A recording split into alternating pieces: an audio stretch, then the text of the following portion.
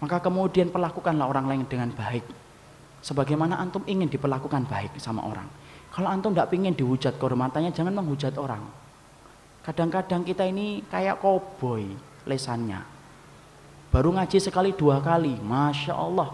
Setiap orang jadi salah menurut lesan kita. Padahal bahasa Arabnya saja masih hada hadihi. Membedakan antara ikhfa syafawi sama ikhfa saja tidak ngerti. Tapi Masya Allah lesannya, Masya Allah liar, lebih liar daripada ilmunya. Sejak kapan ilmu itu menjadikan kita menjadi orang yang menghujat orang lain? Ikhwan, antum takut sama riba, dosa yang paling ringan, berzina dengan ibu. Tapi antum tahu dosa yang paling berat dari riba? Yaitu menjatuhkan kehormatan seorang mukmin. Siapapun mereka punya hak untuk dihormati dan diberikan petunjuk. Ada ikhwan kita dari Ikhwanul Muslimin, mereka punya kesalahan, iya. Tapi bukankah mereka punya hak yang sama untuk berikan nasihat yang baik? Sebagaimana antum, apakah antum maksum?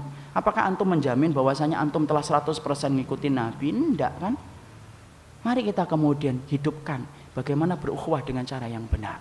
Kalau kita benci, jangan sama orangnya, tapi kepada orang, kepada perilakunya, tetapi orangnya peluk hatinya, ikhwan. Lihat Malik bin Dinar, Masya Allah Malik bin Dinar, malingnya aja bisa tobat gara-gara ketemu Malik bin Dinar. Maling masuk, Malik bin Dinar lagi sholat. Ada maling, Malik bin Dinar mempercepat sholat malamnya. Coba, kalau antum, langsung ngambil palu. Ndak antum, soalnya di sana.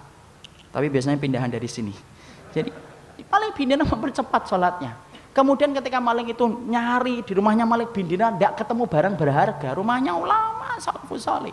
Ndak ketemu barang apa-apa. Mau keluar lewat jendela, dipanggil Malik bin Dinar. Sini. Dapat apa?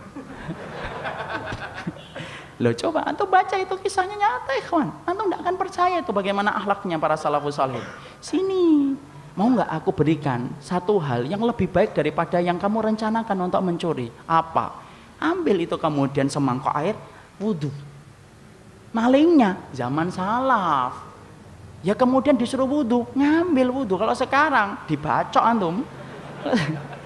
Kemudian dia wudhu, dia ambilkan air untuk wudhu, kemudian dia berkata sholat malingnya, nikmat dia sholat, tuh kan lebih baik daripada apa yang kamu hendak ambil. Iya, boleh sholat lagi, boleh sholat lagi, sampai kemudian 11 rakaat selesai di rumahnya Malik bin Dinar. Selesai kisahnya enggak, Malik bin Dinar lagi sahur puasa sunnah, ditanya sama malingnya, ngapain? Puasa untuk besok. Boleh nggak saya ikut bergabung? Ayo monggo. Maka kemudian makan sahur, puasa, maling habis sholat malam puasa. Setelah itu adzan subuh, kemudian pergi, mau kemana? Sholat ke masjid. Ya sudah saya ikut sama Malik bin Dinar, Masya Allah. Sampai ikut ke Malik bin Dinar, sampai pulang kemudian ngomong, boleh nggak saya itu kemudian tinggal di sini beberapa hari? Boleh, karena nikmatnya saya tinggal di sini. Masya Allah ikhwan. Itu loh orang yang paham akhlak. Nggak usah banyak ngomong, hatinya nembus ke hati orang lain.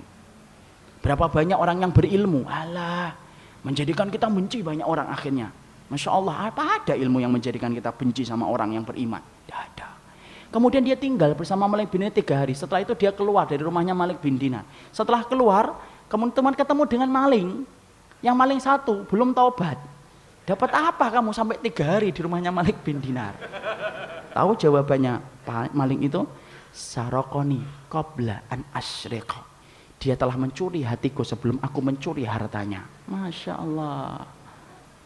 Bisa puitis setelah itu ikhwan. Coba ikhwan, akhlak salaf itu kayak gitu loh.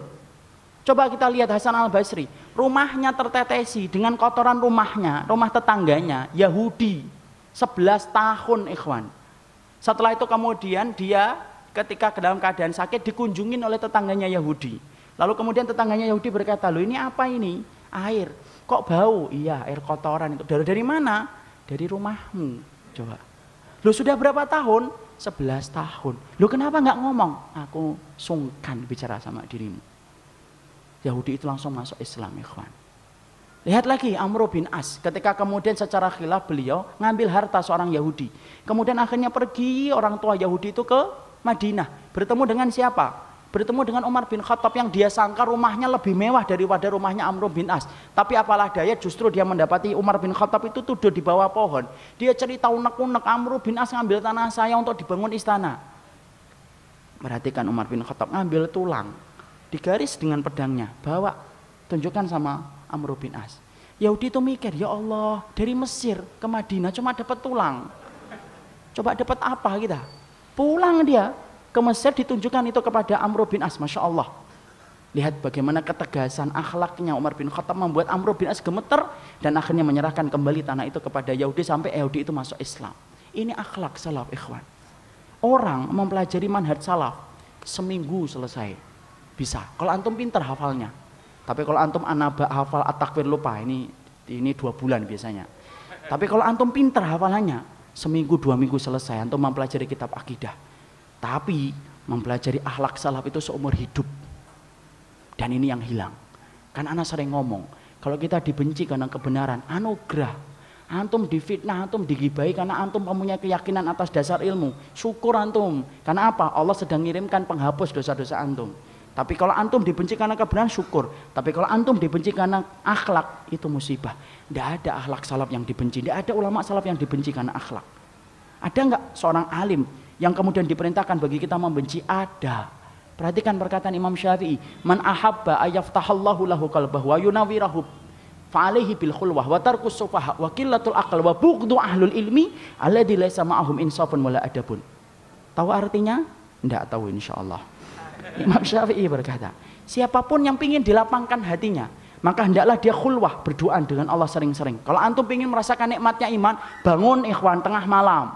Jangan jadi bangkai di tengah malam. Bangun berdoa dengan Allah. Ketika hati antum sering berdoa dengan Allah daripada berdoa dengan manusia, Allah akan jadikan manisnya iman di hati antum. Itu kata Imam Syafi'i. Wa tarkus sufaha, tinggalkan orang yang bodoh, yang ngomongin maksiat dan dosa terus. Wa qillatul aql, sedikit makannya. Wa bughdu ahlul ilmi, benci orang yang berilmu. Lu siapa?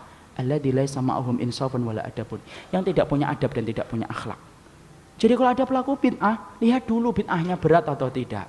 Kalau berat, antum harus lihat dulu. Jangan-jangan dia belum paham. Jangan-jangan dia belum ngerti. Antum harus belajar kayak dokter. Dokter itu kalau mendapati pasiennya kanker stadium 4, tidak ditabokin pasiennya. Tapi kemudian diajak, Pak, tenang, insya Allah pelan-pelan, moga-moga Allah memberikan kesembuhan. Itu dokter. Jangan membantu setan untuk menjerumuskan saudara kita.